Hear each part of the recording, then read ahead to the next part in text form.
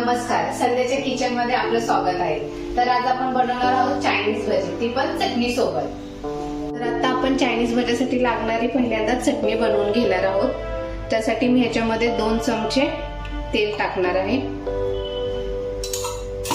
तेल चांगलं गरम होऊ द्यायचं आहे।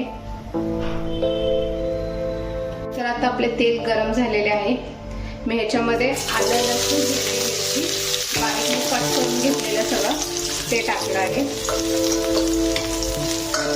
ही चटणी मी तुम्हाला जेव्हा फ्रँकी बनवली होती तेव्हा पण दाखवली होती, तरी मी आता तुम्हाला पटपट दाखवणार आहे। आता याच्यामध्ये चिरलेली शिमला मिरची टाकणार आहे।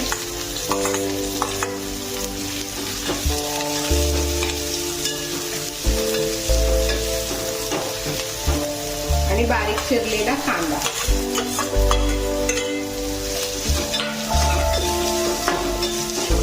हे आपल्याला चांगलं परतून घ्यायचं आहे। तर आता हे मऊ होण्यासाठी मी याच्यात थोडंसं मीठ टाकून घेत आहे, की ते जेणेकरून हे वाटण लवकर परतलं जाईल। तर आता मी याच्यामध्ये 2 चमचे कॉर्नफ्लॉवर घेणार आहे आणि याच्यामध्ये पाणी घालून एकदम पातळ याची पेस्ट बनवून घेणार आहे। तर तुम्ही बघू शकता हे मी एकदम पातळ ह्याची प्युरी केलेली आहे। म्हणजे पातळ हे पाण्यासारखं कॉर्नफ्लॉवर करून घ्यायचं आहे। तर अशा प्रकारे हे आपला कांदा आणि शिमला मिरची परतून झालेली आहे। मी हे जे पातळ कॉर्नफ्लॉवर आपण केलेलं आहे ते ह्याच्यामध्ये टाकायचं आहे आणि तुम्हाला लागेल तसं तुम्ही ह्याच्यामध्ये पाणी टाकू शकता। आणि हे चांगलं असं हलवून घ्यायचं आहे की याच्या अशा गुटळ्या नाही झाल्या पाहिजेत। मी ह्याच्यामध्ये थोडासा फूड कलर टाकणार आहे चटणी ऑरेंज होण्यासाठी। हे चांगलं असं हलवत राहायचंय। तुम्ही जेवढं हलवाल तेवढं हे घट्ट होत जातं। कॉर्नफ्लॉवर थोडं जरी टाकलं तरी तुमची चटणी भरपूर घट्ट होईल। आता मी ह्याच्यात चवीनुसार मीठ टाकणार आहे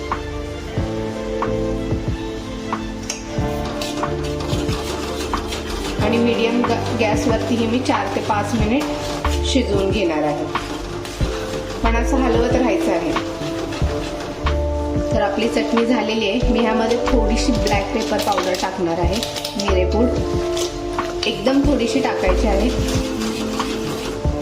आणि आता मी गॅस बंद करत आहे। तर आता आपण चायनीज भजीसाठी लागणारं पीठ मळून घेऊयात। हा मी कोबी बारीक चिरून घेतलेला आहे। तर आता मी हे 1 वाटी कॉर्नफ्लॉवर घेतलेला आहे ते मी ह्याच्यामध्ये टाकणार आहे। हा मी अर्धी वाटी मैदा घेतलेला आहे तो टाकणार आहे। हे चांगलं असं मिक्स करून घ्यायचं आहे। त्याच्यामध्ये मी ही आता आलं लसूण हिरवी मिरचीची पेस्ट टाकणार आहे। ते पण आपल्याला चांगलं हलवून घ्यायचं आहे।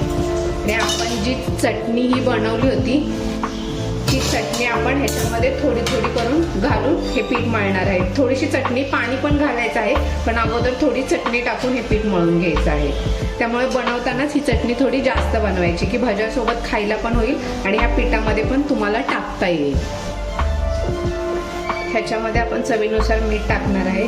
चटणीत पण मीठ आहे त्यामुळे मीठ अंदाजाने टाकायचं आहे।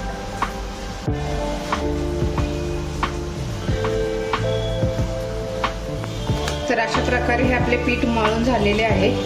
मला पाणी अजिबात लागलं नाहीये कारण मी चटणीच टाकली। माझ्याकडे चटणी जास्त होती। जर तुमच्याकडे चटणी जास्त नसेल तर तुम्ही पाण्याचा वापर करू शकता, पण जास्त जर चटणीचा वापर केला तर ही भजी जशी स्टॉलवरती मिळतात सेम तसेच लागतात।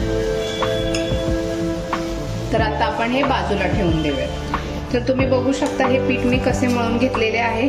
जास्त हे पातळ करायचे नाही आणि जास्त घट्टही करायचे नाहीत। घट्ट केले जास्त तर जेव्हा तुम्ही भजी टाकाल आणि नंतर तळून झाल्यानंतर आत पीठ लागेल। त्यामुळे जास्त पातळ नाही जास्त घट्ट नाही। तुम्ही बघू शकता मी कसे केलेले आहे ते।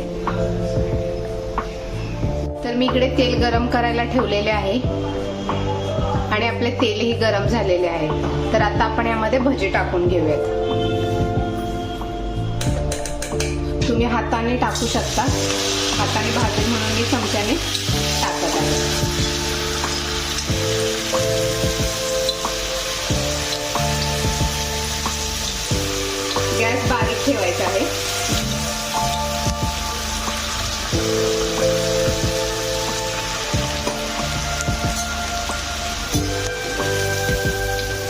जर तुम्हाला भजी कुरकुरीत हवी असतील तर ह्याच्यामध्ये कॉर्नफ्लॉवर जास्त वापरायचा, आणि तुम्हाला भजी अशी मऊ हवी असतील तर ह्याच्यामध्ये मैदा जास्त वापरायचा.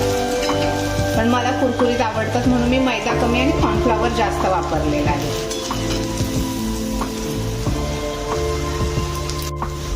मी याच्यामध्ये कोणताही एक्स्ट्रा कलर टाकलेला नाहीये. जी चटणी मी चटणी टाकून मळल्यामुळे भज्यांना सेम तसा कलर आलेला आहे. जर तुम्हाला चटणी कमी पडत असेल, तुम्ही पाणी घालून पीठ मळलं असेल तर त्या पिठामध्ये थोडासा तुम्ही असा कलर ऑरेंज कलर टाकू शकता. आता आपण भजी झालेले आहेत, काढून घेऊया.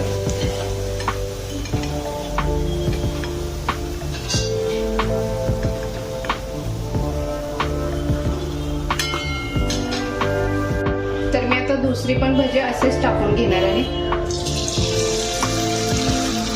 मी अशी पसरट टाकत आहे कारण मग पीठ राहत नाही. असे गोल गोळे टाकले की त्यामध्ये पीठ तसंच राहतं आणि ते मला आवडत नाही. तुम्हाला जर तसं आवडत असेल तर तुम्ही गोल भजीही टाकू शकता.